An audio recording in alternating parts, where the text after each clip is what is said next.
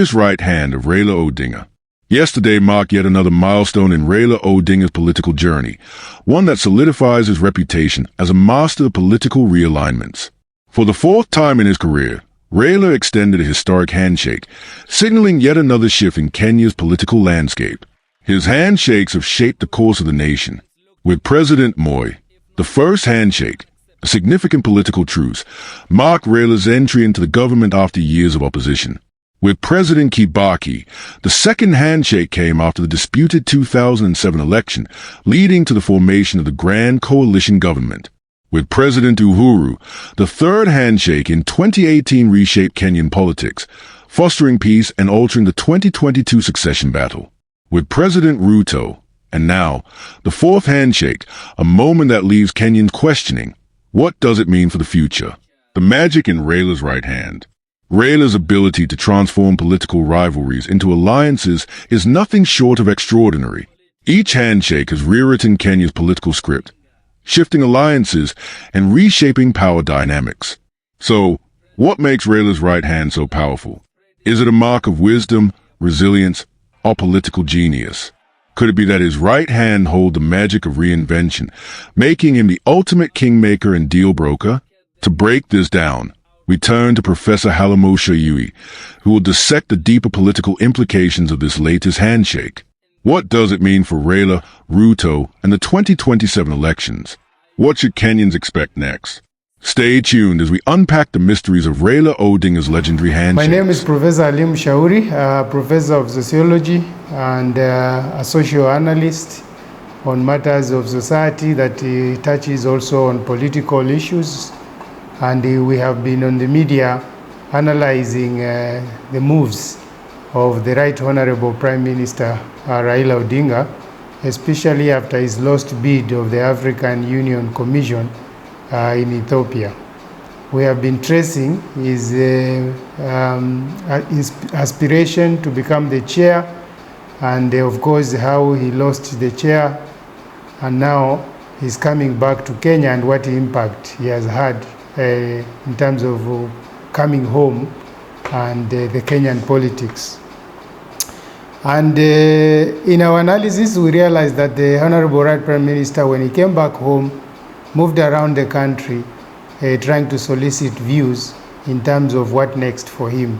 What next in terms of, was he going back to opposition or is he joining the government?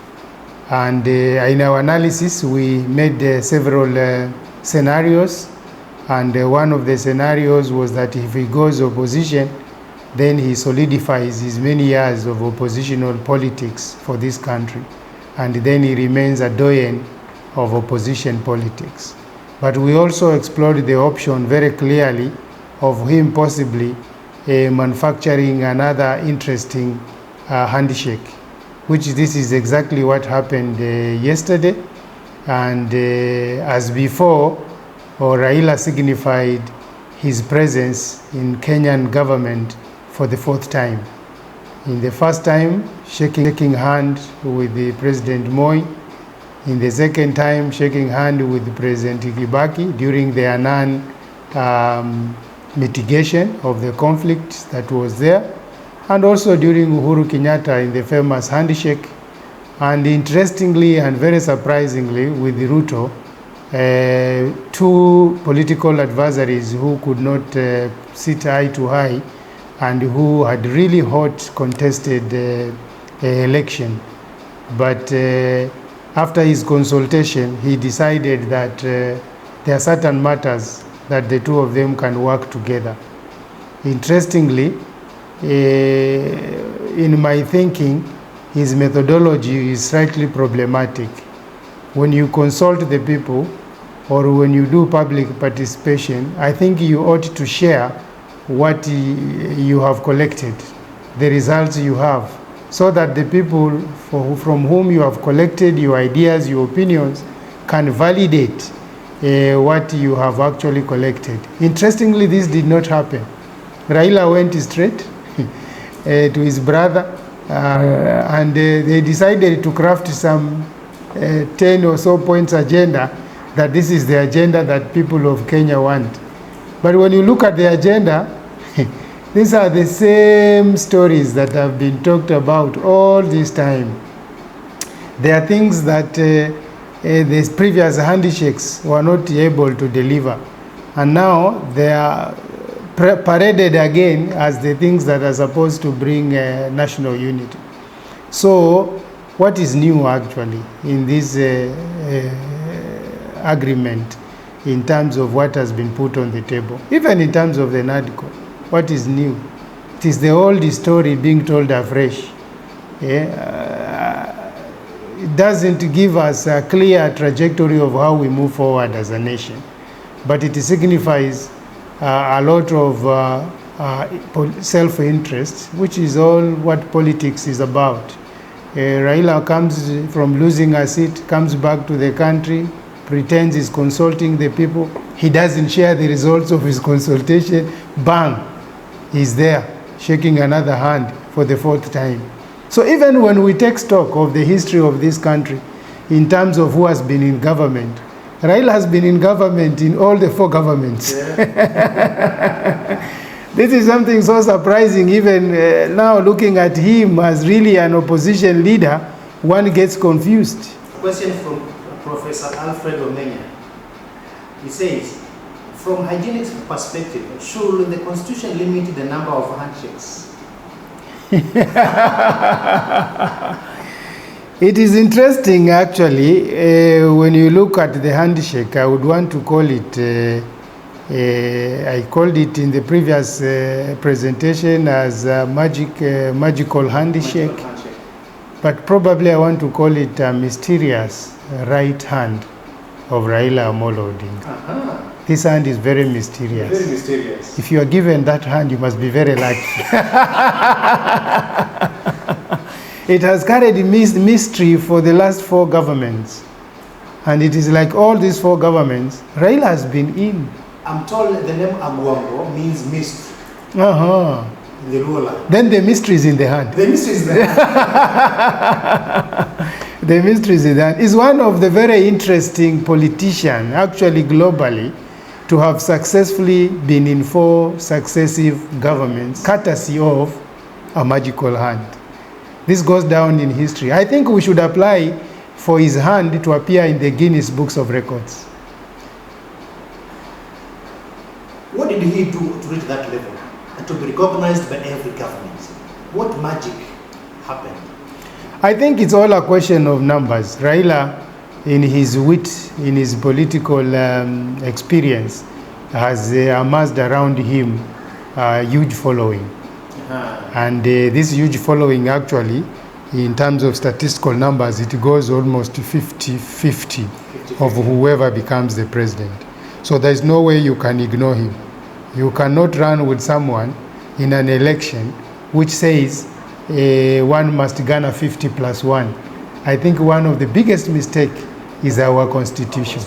Our constitution does not provide that kind of a threshold where the winner gets 51 or 50+1 and the loser gets 49 point. Because those 2 people definitely, they are almost at par. The constitution there has a big problem. Maybe we need to also revise the constitution to make sure that when one wins with a clear margin, 60-70%, not 50+1. 50+1 has been favorable for Raila. And you remember Raila has been one of the people in the constitution making for this country. So is it a coincidence? Or is it he knew that I control a certain amount of following and therefore I will always be in government? Constitutionally, because he has participated, one can suspect that the clause would have something to do with Raila, of course, probably to validate his magical hand. It's deep to think about it. Now, what next for Raila after joining the government? I'm sure in the next few days he'll get the premiership. Most likely the next month he'll get prime minister. What happens to Mudavadi? What happens to the deputy presidents? This looks like, as we said in our earlier show, that it signifies a complete change, a complete coalition. Yes, this is a complete full coalition. So many people who have been chest thumping in the Ruto's government right now are having their stomachs rumbling because they don't know their fate. Because now this government will bring members from both sides, almost 50-50. The same way there is a different small margin of their difference in the win for the election, is the same way they would want to divide the seats. And so you'd have quite significant numbers of Raila diehards joining politics, joining government, and of course also quite a number of Rutos leaving government. It will be an interesting scenario to watch. Living and joining. Living and joining. We call it pushing and push out. That is how life is. Where you are pushed out, somebody pushes in. And where you push in, somebody also pushes out. This is what will happen. Pushing, push out, So most kind likely of a scenario. casualties will go on the UDA side. Definitely, many casualties will come from the UDA side. Remember, Raila tested the waters, having a few. Aliingiza tu kidogo, alafu akapata kina Mbadi na kina. Solution for silencing Gen Z? Definitely, the agenda that is put on the table, I don't think is an agenda that can silence anyone. Raila has, by joining the government, he should know that he has taken a huge responsibility in terms of fixing the ills of the government. This government has been having so many things that Kenyans are crying. So by Raila jumping into it, he must be really magical. He must be really a Gwambo, as the name means in his communal language. Because he needs magic to turn around the economy. The debt is over 10 trillion. He must be magical to turn the funding model for universities. He must be magical to be able to turn whatever Kenyans are complaining about the housing levy. He must be magical to turn the suffering and agony that has been brought about by Shah and Shif. He must be magical to turn around the way of running corruption that is in the government. So he made a decision. Congratulations for him making that decision. So may him be the solution to these ills that Kenyans are suffering. If he is not, then he destroys all the legacy he has made for many years. And he presents himself as a selfish leader who just wants to be in government by being in all the 4 successive governments since independence. He has been there before. He has been there before as a prime minister. This office is not new to him. He has also headed all those government agencies as a prime minister. But we must know that times have changed. The times that he has been there in his half-bred government as a prime minister are different times now. The times now are very complex, and the UDA government has made it even more complex in terms of the reforms that it has brought without a clear methodology of how to implement those reforms. The dreams of the Kenya Kwanza government are super, but the methodology scores below 10%. How do you implement reforms? By destroying existing structures and systems. You normally improve on the weaknesses of structures and systems. You do not completely disband systems. If NHIF has a problem, you fix the problem. You don't replace it. If 844 has a problem, you fix the problem. You don't bring a completely new system. We start learning again. It's just like a farmer. Their plants have been infected by some insects. Instead of spraying insecticide, you uproot all of them from the farm. You start from afresh with new problems and new challenges. You don't go anywhere. So the methodology is wrong. They should be able to ask people who are in the field of implementing reforms how changes are done. Changes are not done the way the Kenya Kwanza government has done. So Raila as a prime minister, he has a big task to handle.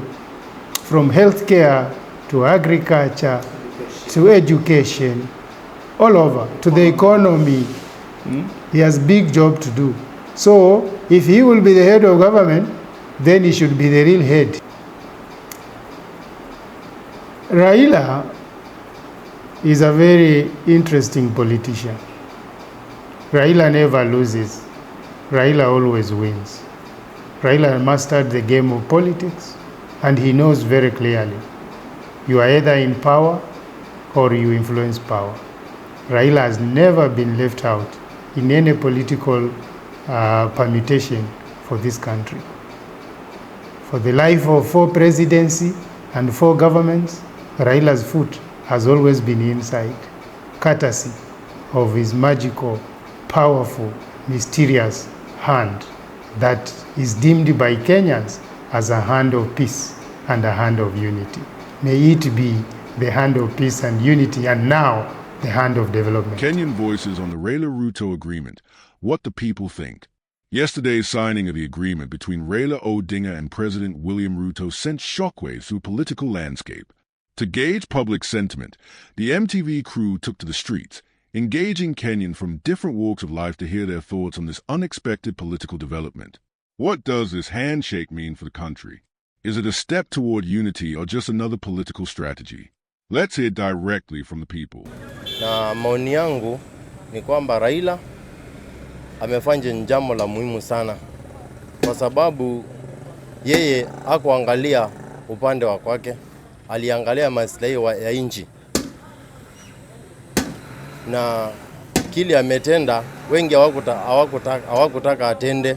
Wengi walikuwa na msubiri aseme yeye yuko upande wa serikali, yeye amejiondoa kwa serikali, ana imani nao kwa sababu walikuwa na malengo lao. Lakini kwa sababu Raila aliangalia kwamba Kenya ni nchi yake, Kenya ni nyumba yake. Ni kama vile kwako huwezi kubali nyumba watoto wakosane, waanze kufuruga, wakichoma hiyo mboma imeisha. So Raila aliangalia akaona hii nchi akikaa kando kidogo kuna watu wana mipango mibaya, kwa hivyo afadhali aungane na serikali, nchi iende mbele, kukuwe na amani ili tuweze kusonga na mbele. Kwa sasa wanasiasa wengi ni tamaa, naweza kusema ni tamaa, wana malengo yao mabaya, kwa sababu wengi hawaishi hapa Kenya, wengi wao kuna manyumba huko ng'ambo, na kazi yao ni kugonganisha wananchi wa Kenya. Na sisi tuko hapa ndio nyumbani, hapa ndio makazi yetu, hapa ndio tunatafutia. Kama wao walijaliwa kwenda ng'ambo, waache Kenya ikae na amani ili tuweze kufanya kazi, tuweze kujiendeleza.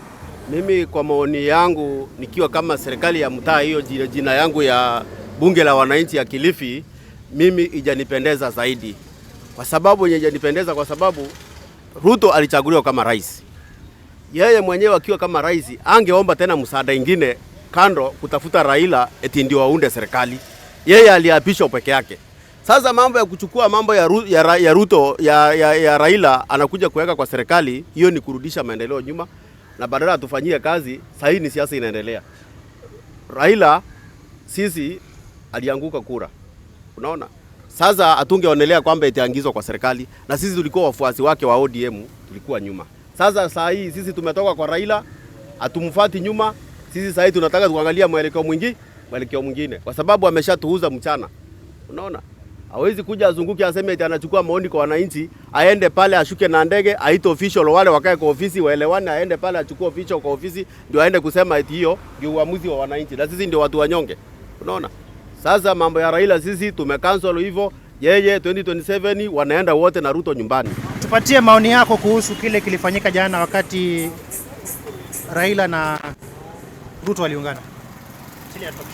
Kwa maoni yangu mimi, kile kilifanyika jana ni kudhihirisha ama kupeana nguvu ufisadi na matumbo yao. Kwa maana huyu Raila nikiangalia hivi, hakuna rais mwenye hajaungana naye na hakuna kile tumefaidika nayo. Tulifanya maandamano ya Gen Z na zile malalamishi tulizoweka pale, hakuna hata moja yenye imefanywa mpaka kufikia sasa. Kuna akina Christmas sai waliuliwa, haki yao haijapatikana. Na ukiangalia hakuna chenye wanatupigania, wanajipigania wenyewe. Ndio maana hata juzi mmoja mwandishi wa habari alikufa, wanasema wanataka watenge mahali kwa kuzikwa wale watu maarufu, ili hali tukifa tunaenda mahali sawa sote. Kwa hivyo wanapigania matumbo yao, hakuna kile Raila anatupigania, ni tumbo lake tu. Mtazamaji, this is MTV, niko mitaani kidogo hapa pale. Nikutana na fundi mmoja wa viatu hapa, nataka nimuulize maoni yake. Hujambo? Sijambo sana, habari? Nzuri. Jina lako kamili? Mimi majina yangu ni Chalon Ndambuki. Kaji hapa Kilifi, eneo la Kibaoni. Fundi wa viatu mkubwa au mkongwe sana. Ndio. Tuelezee kuhusu maoni yako kuhusu muungano wa Raila na Ruto.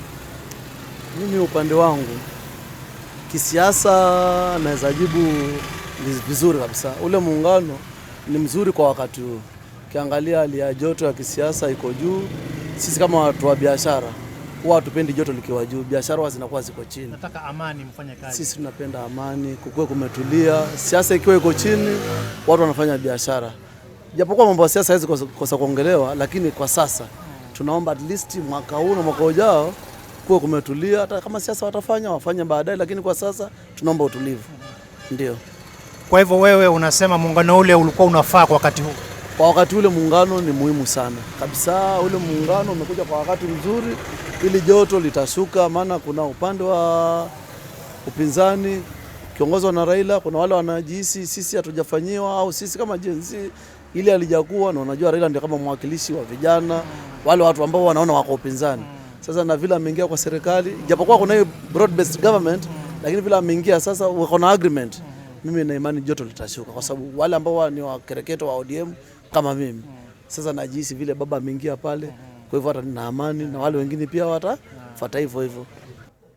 Muungano wa Raila na Ruto Raila kusema kweli anafeli. Kwa sababu awali Ruto ndo alikuwa anasema haiziungana na baba hata siku moja. Lakini leo hii baba na Ruto baba amekuwa hasla pia. Alafu serikali yenyewe ndo hiyo inayumba. Raila umeenda ungana na Ruto. Wananchi sisi tutafanya nini? Na Ruto alisema hawezi ungana na Kiswahili na kitendawili. Kitendawili sasa ndio imekuwa jibu ya serikali. Ruto na Raila mimi naona kwangu haujaleta manufaa yoyote. Na wala kwangu ama hata kwa mwananchi yoyote pale haitampelekea faida yoyote kwa sababu hakuna kipya chenye kimekuwa. Hakuna jipya kwa sababu sasa serikali ilikuwa ni iko 100%, sasa wamegawanya katikati. Raila nusu, Ruto naye nusu. Sasa wawili pale juu Raila na Ruto ni wafaidi, ndio mwananchi naye apate angalie kama atapata nini. Kulingana na vile jana tulivyoona kwa TV kwa station yetu kuhusu baba ameungana na serikali. Hiyo bwana ni makosa makubwa sana baba ametufanyia. Hii Kenya yetu, mimi mwenyewe tangu nizaliwe, mimi najua opposition ni Raila Amolo Odinga. Iweje leo ameungana na serikali? Lakini Hanzi leo ni sawa, lakini sasa hii ya this time bwana ametubwaga 100%. Kwa sababu kuna shida nyingi sana hapa zinatokea ndani ya hii Kenya yetu. Jambo la kwanza, pale tu hospitali sasa ukienda, utaregeshwa mbio. Utaambiwa mambo na SHA. Na pale huduma za pale hazianzi pale, lazima uende kwa dispensary. Je, baba ile kitu mazee anijua kweli? Sasa hii mimi mtoto wangu hivi akiumwa nikienda naye pale hospitali kubwa, naregeshwa paka kwa dispensary. Nitafute ka dispensary kulingana na hao matibabu. Kwa maana yake nao pia hao matibabu nao pia yanaenda kulingana na viwango. Sasa tumetoka kule kuzuri, tumeregetana mazee kwenye shimo ambalo hata hatujui mazee tutatoka lini kwa hili shimo. MTV, your voice, your stories, your channel.